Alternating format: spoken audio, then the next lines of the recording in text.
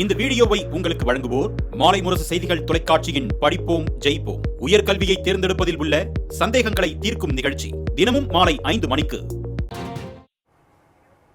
வணக்கம். Posters headgear வழங்கும் தமிழ்நாடு 360க்கு உங்களை வரவேற்பது நான் அருணேஸ்வர். தமிழகத்தில் உள்ள அனைத்து மாவட்ட நிகழ்வுகளையும் விரிவாக பார்ப்பதற்கு முன் முதலில் தலைப்புச் செய்திகளை பார்க்கலாம். சேலம் மாவட்டம் மேட்டூர் அருகே தார் சாலையை காணவில்லை என்று பொதுமக்கள் புகார். சாலையே போடாமல் போட்டதாக கணக்கு காட்டியது தகவல் அறியும் உரிமை சட்டத்தில் அம்பலம்.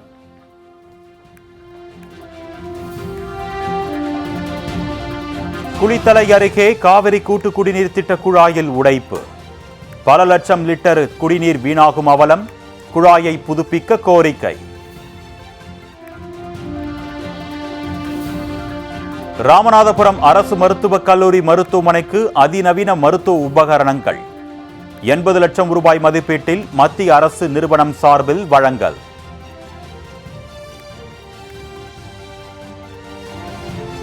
பெண்ணாடம் பகுதியில் ரேஷன் அரிசி கடத்தலில் ஈடுபட்ட 2 பேர் கைது. 32 மூட்டை அரிசியை பறிமுதல் செய்து அதிகாரிகள் நடவடிக்கை. பல கோடி ரூபாய் மதிப்பீட்டில் சீரமைக்கப்பட்ட கொடைக்கானல் நட்சத்திர ஏரி. கரையில் குவித்து வைக்கப்பட்டுள்ள டன் கணக்கிலான குப்பைகள் மீண்டும் ஏரிக்குள் செல்லும் அவலம்.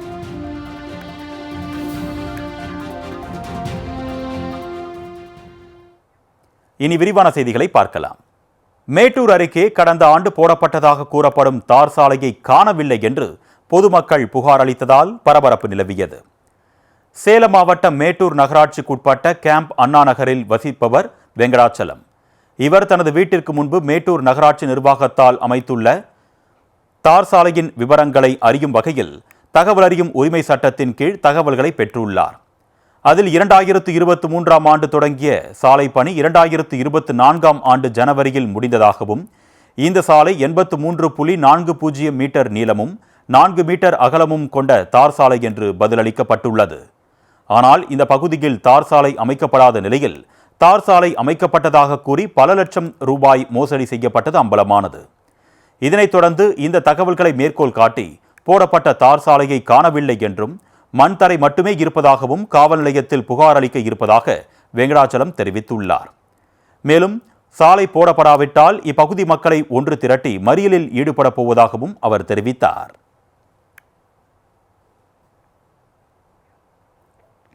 குளித்தலை அருகே காவிரி கூட்டு குடிநீர் திட்ட குழாயில் உடைப்பு ஏற்பட்டு பல லட்சம் லிட்டர் குடிநீர் வீணாகி வருகிறது.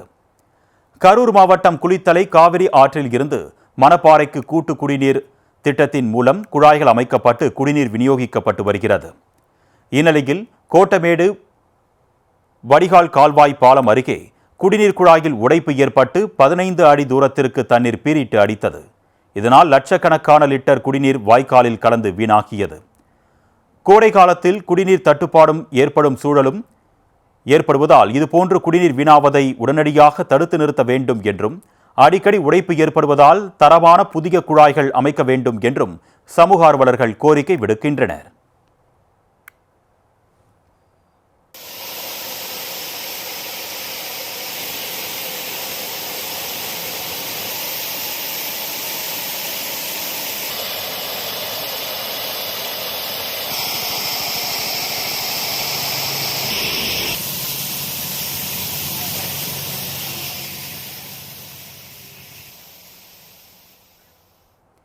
மத்திய அரசு நிறுவனம் சார்பில் ராமநாதபுரம் அரசு மருத்துவக் கல்லூரி மருத்துவமனைக்கு 80 லட்சம் ரூபாய் மதிப்பிலான அதிநவீன உபகரணங்கள் வழங்கப்பட்டன.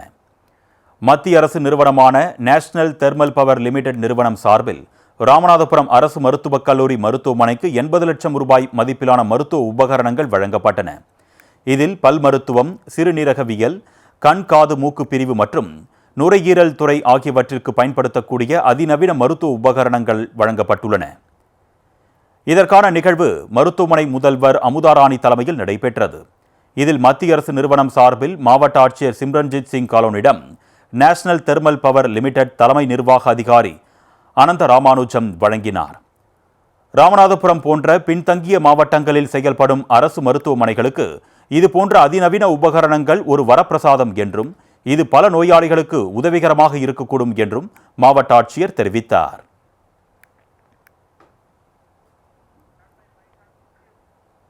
பெண்ணாடம் பகுதியில் ரேஷன் அரிசி கடத்தலில் ஈடுபட்ட 2 பேரை போலீசார் கைது செய்தனர்.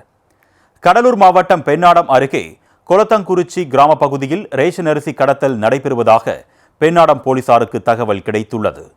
அதன் பேரில் அங்கு சென்ற போலீசார் அந்த வழியாக வந்த டாடா பிக்கப் வாகனத்தை சோதனை செய்தனர். அப்பொழுது அதில் ரேஷன் அரிசி கடத்தி செல்வது தெரிய வந்தது. இதனையடுத்து ரேஷன் அரிசி கடத்தலில் ஈடுபட்ட கரூரைச் சேர்ந்த 2 பேரை கைது செய்த போலீசார் வாகனத்தில் இருந்த 32 மூட்டை ரேஷன் அரிசி மூட்டைகளை பறிமுதல் செய்து குடிமைப் பொருள் குற்ற தடுப்பு பிரிவினரிடம் ஒப்படைத்தனர். அத்துடன் கடத்தலுக்கு பயன்படுத்தப்பட்ட வாகனமும் பறிமுதல் செய்யப்பட்டது. வதந்திகளால் தர்பூசணி விற்பனை குறைந்த நிலையில் தற்பொழுது மீண்டும் பொதுமக்கள் ஆர்வத்துடன் வாங்கி செல்கின்றனர். கோடை வெயிலுக்கு இயற்கையின் கொடையாக அமைந்துள்ளது தர்பூசணி பழங்கள். இதில் ரசாயன நிறமூட்டிகள் சேர்க்கப்படுவதாக எழுந்த வதந்தியால் தர்பூசணி பழங்களின் விற்பனை குறைந்து விலையும் குறைந்தது.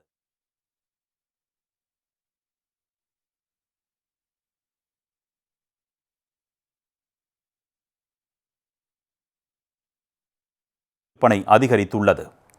கிருஷ்ணகிரியில் இருந்து ஓமலூருக்கு லோடாக தர்பூசணி கொண்டு வரப்பட்டு விற்பனை செய்யப்படுகிறது. கிலோ 10 ரூபாய் வரை விலை குறைந்து விற்பனை செய்யப்பட்டு வந்த நிலையில் தற்பொழுது கிலோ 20 ரூபாய்க்கு விற்பனை செய்யப்படுகிறது. 10 கிலோ முதல் 15 கிலோ எடை வரை கொண்ட தரமான பழங்களை பொதுமக்கள் ஆர்வத்துடன் வாங்கி செல்கின்றனர். வியாபாரிகளுக்கு மட்டுமின்றி விவசாயிகளுக்கும் இதேபோன்று லாபம் கிடைக்க வேண்டும் என்று சமூக ஆர்வலர்கள் கருத்து தெரிவித்துள்ளனர்.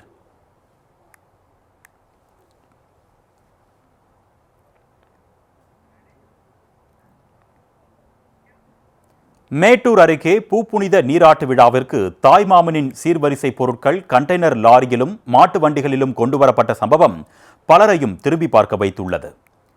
சேலம் மாவட்டம் மேட்டூரை அடுத்த கந்தனூர் பகுதியைச் சேர்ந்த பாலாஜி மேகலா தம்பதியின் மகள் யாழினி. இவருக்கு பூப்புனித நீராட்டு விழா பொன்னேரியில் உள்ள தனியார் திருமண மண்டபத்தில் நடைபெற்றது. விழாவையொட்டி யாழினியின் தாய்மாமன் சவுந்தரராஜன் கொண்டு வந்த சீர்வரிசை பொருட்கள் அனைவரின் கவனத்தையும் ஈர்த்துள்ளது. மேட்டூர் ராமநகர் பகுதியில் இருந்து கண்டெய்னர் லாரி நிறைய சீர்வரிசை தட்டுகளும் 3 மாட்டு வண்டிகளில் இனிப்புகள், பழங்கள், அரிசி, பருப்பு உள்ளிட்ட 150 வகையான தட்டுகள் மற்றும் காளை மாடுகளுடன் மேலதாளம் முழங்க ஊர்வலமாக கொண்டு வரப்பட்டது. அத்துடன் பொய்க்கால் குதிரை போன்ற கிராமிய கலையுடன் கொண்டு வரப்பட்ட தாய்மாமனின் சீர்வரிசை பொருட்கள் அந்த ஊரையே திரும்பி பார்க்கும்படி வைத்துள்ளது. சீர்காழியில் சாலைகளில் சுற்றித் திரியும் மனநலம் பாதிக்கப்பட்ட நபர் கடை உரிமையாளரை தாக்கிய சம்பவம் பரபரப்பை ஏற்படுத்தியுள்ளது. மயிலாடுதுறை மாவட்டம் சீர்காழியில் பிரதான சாலைகளில் மனநலம் பாதிக்கப்பட்டவர்கள் ஆங்காங்கே சுற்றித் திரிந்து வருகின்றனர். இவர்கள் பொதுமக்கள் தரும் உணவுகளை சாப்பிட்டு சாலை ஓரங்களில் உறங்கி நாட்களை கழித்து வருகின்றனர். சிலர் இவர்கள் மீது பரிதாபப்பட்டு உணவு, உடை ஆகியவற்றை வழங்குகின்றனர். சிலர் நிர்வாணமாக சாலையில் திரிவதால் பொதுமக்களுக்கு சங்கடங்கள் ஏற்படுகிறது. அத்துடன் உணவு மற்றும் காசு கேட்டு தொந்தரவு செய்வதாகவும், தர தாமதித்தால் கையில் கிடைக்கும் பொருட்களை கொண்டு அடிப்பதாகவும் புகார் தெரிவிக்கின்றனர். சீர்காழி கடைவீதியில் உள்ள உணவகம் ஒன்றிற்கு சென்ற மனநலம் பாதிக்கப்பட்டவர் திடீரென பெரிய கருங்கல்லை எடுத்து உணவக உரிமையாளரை தாக்கிவிட்டு தப்பி ஓடி உள்ளார். இதில் உணவக உரிமையாளர் முருகனின் வலது பக்க மார்பில் கருங்கல் பட்டு காயம் ஏற்பட்டுள்ளது. இதனைத் தொடர்ந்து மருத்துவமனைக்கு சென்று ஸ்கேன் செய்து பார்த்ததில் நல்வாய்ப்பாக பெரிய பாதிப்பு இல்லை என்று தெரிய வந்துள்ளது. எனவே இதுபோன்று மனநலம் பாதிக்கப்பட்டு சாலையில் சுற்றித் திரியும் நபர்களை மீட்டு காப்பகத்தில் சேர்க்க வேண்டும் என்று கோரிக்கை விடுத்துள்ளனர்.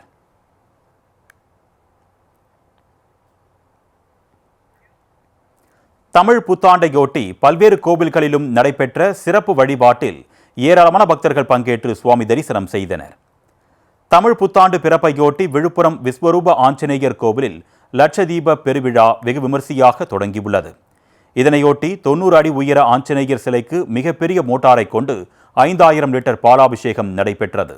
இதில் சுற்றுவட்டார பகுதிகளைச் சேர்ந்த ஏராளமான பக்தர்கள் பங்கேற்று சுவாமி தரிசனம் செய்தனர்.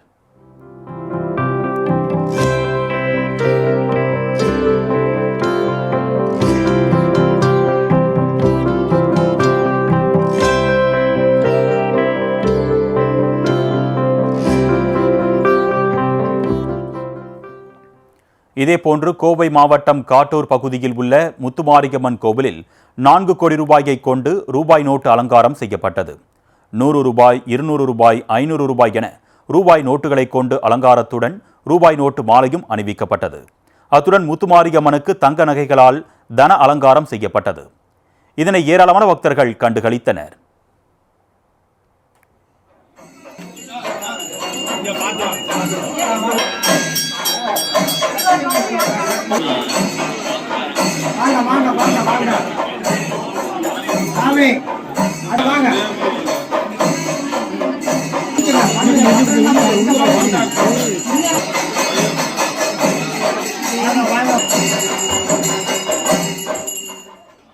திண்டுக்கல் மாவட்டம் சின்னாலப்பட்டியில் அமைந்துள்ள அஞ்சலி பரத ஆஞ்சநேயர் கோவிலில் தமிழ் வருட பிறப்பையொட்டி பழங்களை கொண்டு சிறப்பு அலங்காரம் செய்யப்பட்டது. 16 அடி உயரம் உள்ள ஒரே கல்லினால் ஆன ஆஞ்சநேயர் சிலைக்கு மா, பலா, வாழை, கொய்யா, திராட்சை, அன்னாசி, செர்ரி, வாழைப்பழம் உள்ளிட்ட பல்வேறு வகையான பழங்களை கொண்டு சிறப்பு அலங்காரம் செய்யப்பட்டது. அத்துடன் 100 கிலோ வெண்ணெய் கொண்டு அனுமனின் தலை முதல் பாதம் வரையில் வெண்ணெய் காப்பு அணிவிக்கப்பட்டு சிறப்பான அலங்காரத்தில் அனுமன் பக்தர்களுக்கு அருள் பாலித்தார்.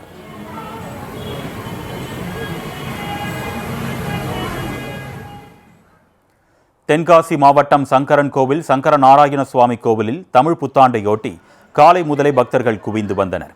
நேரம் செல்ல செல்ல பக்தர்கள் கூட்டம் அலைமோதியதால் பக்தர்கள் நீண்ட வரிசையில் சுமார் 2 மணி நேரம் காத்திருந்து சுவாமி தரிசனம் செய்தனர். அத்துடன் பக்தர்கள் நெய் விளக்கு மற்றும் மாவிளக்கு ஏற்றியும் நேர்த்திக்கடன் செலுத்தினர்.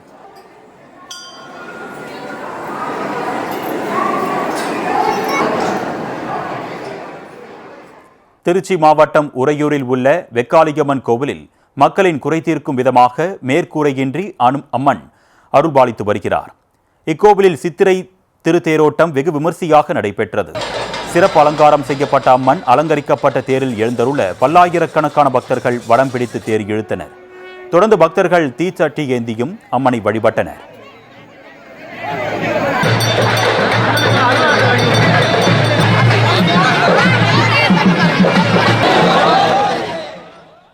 தென்காசி மாவட்டம் கடையம் பகுதியில் உள்ள பிரசித்தி பெற்ற தோரணமலை முருகன் கோவிலில் விவசாயம் செழிக்க வேண்டி சிறப்பு பூஜைகள் நடைபெற்றன. இதில் முருகன், வள்ளி தெய்வானைக்கு பால், பழம், பன்னீர் உள்ளிட்ட பல்வேறு பொருட்களை கொண்டு சிறப்பு அபிஷேகம் செய்யப்பட்டது. தொடர்ந்து குற்றால அருவியில் இருந்து கொண்டுவரப்பட்ட புனித நீரை கொண்டு சிறப்பு அபிஷேகம் செய்யப்பட்டது. தொடர்ந்து ராஜ அலங்காரத்தில் காட்சியளித்த முருகபெருமானை பக்தர்கள் வீதி உலா எடுத்துச் சென்றனர். இதில் ஏராளமான பக்தர்கள் சுவாமி தரிசனம் செய்தனர்.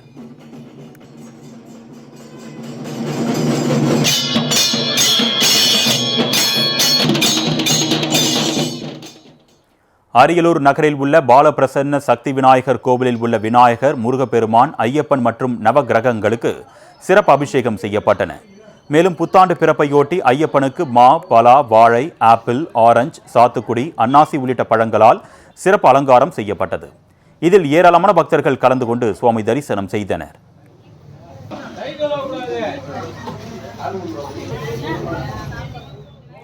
புதுக்கோட்டை மாவட்டம் அன்னவாசல் அருகே உள்ள நிலையப்பட்டியில் வருட பிறப்பையொட்டி சிறப்பு வழிபாடு வெகு விமர்சையாக கொண்டாடப்பட்டது.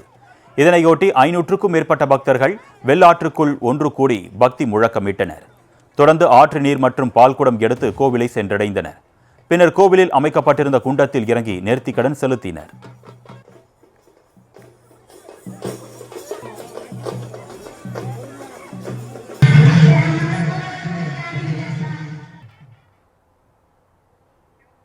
ஃபோர்ஸ்டர்ஸ் ஹெட்கியர்ஸின் தமிழ்நாடு 360யில் அடுத்து வருவது உங்கள் ஊர் நிகழ்வுகளை விரைவாக வழங்கும் உள்ளூர் எக்ஸ்பிரஸ்.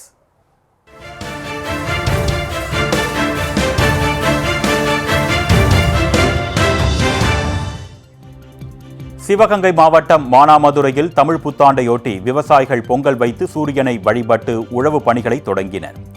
ஆண்டுதோறும் வருடப்பிறப்பு அன்று விவசாயிகள் கோடைக்கால விவசாய பணிகளை தொடங்குவது வழக்கம். அந்த வகையில் கிளங்காட்டூர் கிராமத்தில் விவசாயிகள் பொங்கல் வைத்து சூரியனுக்கு படையல் வைத்து உழவு பணிகளை தொடங்கினர். நல்ல மழை பெய்யவும் பூச்சி தாக்குதல் இன்றி பயிர்கள் நன்கு செழித்து வளரவும் வேண்டி பூஜை செய்து வழிபட்டனர்.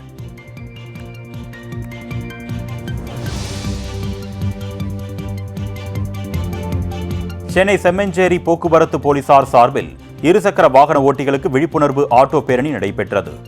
நோ ஹெல்மெட் நோ ரைட் என்ற தலைப்பில் நடைபெற்ற இந்த பேரணியை போக்குவரத்து உதவி ஆய்வாளர் கருணாநிதி கொடியசைத்து தொடங்கி வைத்தார். இதில் ஹெல்மெட் அணியாமல் வாகனத்தை ஓட்ட வேண்டாம் என்று இருசக்கர வாகன ஓட்டிகளுக்கு விழிப்புணர்வு ஏற்படுத்தப்பட்டது.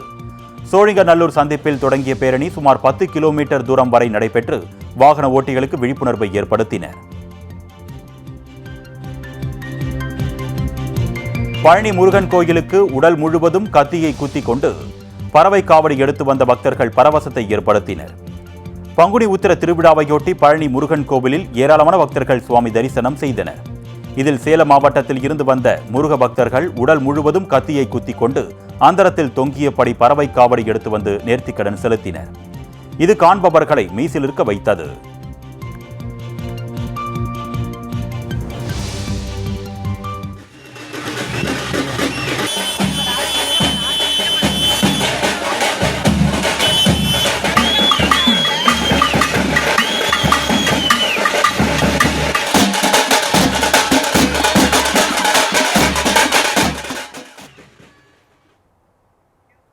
ஃபோஸ்டர்ஸ் ஹெட்கியர் வழங்கும் தமிழ்நாடு 360யில் மாவட்டங்களில் நடைபெற்ற விளையாட்டு செய்திகளை வழங்க வருகிறது விளையாட்டுக் களம்.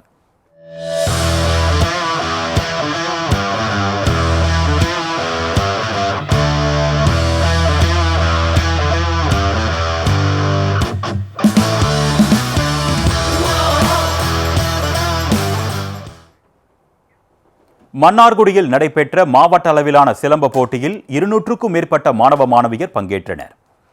திருவாரூர் மாவட்ட அமெச்சூர் சிலம்பாட்ட கழகம் சார்பில் மாவட்ட அளவிலான சிலம்ப போட்டி மன்னார்குடியில் நடைபெற்றது. இந்த போட்டியை மாவட்ட குத்துச்சண்டை கழக தலைவர் காமராஜ் தொடங்கி வைத்தார். சிலம்பாட்ட போட்டியில் திருவாரூர், திருத்துறைப்பூண்டி, மன்னார்குடி உள்ளிட்ட மாவட்டம் முழுவதிலும் இருந்து 200க்கும் மேற்பட்ட மாணவ மாணவியர் பங்கேற்றனர்.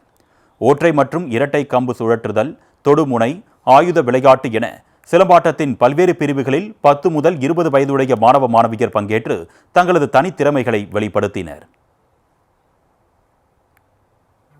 பிரிவிலும் முதல் 3 இடங்களை பிடித்த மாணவ மாணவியருக்கு பரிசுகள் வழங்கப்பட்டன. மாவட்ட அளவிலான போட்டியில் வெற்றி பெற்றவர்கள் மே மாதம் காஞ்சிபுரத்தில் நடைபெறவுள்ள மாநில அளவிலான சிலம்பாட்ட போட்டிகளில் பங்கேற்க உள்ளனர். திருவள்ளூர் அருகே கால்பந்து போட்டி விறுவிறுப்பாக நடைபெற்றது. திருவள்ளூர் மாவட்டம் கடம்பத்தூர் அருகே பன்னூரில் உள்ள ஒரு பள்ளி விளையாட்டு மைதானத்தில் இளைஞர் மன்றம் சார்பில் இளைஞர்களுக்கான கால்பந்து போட்டி நடைபெற்றது. கடந்த 12ஆம் தேதி தொடங்கி 2 நாட்கள் நடைபெற்ற இப்போட்டியில் சென்னை, காஞ்சிபுரம், திருவள்ளூர், செங்கல்பட்டு, ராணிப்பேட்டை உள்ளிட்ட மாவட்டங்களில் இருந்தும் பன்னூர், கண்ணூர், புதுப்பட்டு, சந்தவேலூர், திருமங்கலம், உளுந்தை, மப்பேடு உள்ளிட்ட பல்வேறு பகுதிகளில் இருந்தும் கால்பந்து அணிகள் மோதின. இறுதிப் போட்டியில் பன்னூர் தொன்போஸ்கோ மேல்நிலைப்பள்ளி அணியும் சென்னை பிராட்வே தொன்போஸ்கோ மேல்நிலைப்பள்ளி அணியும் மோதின.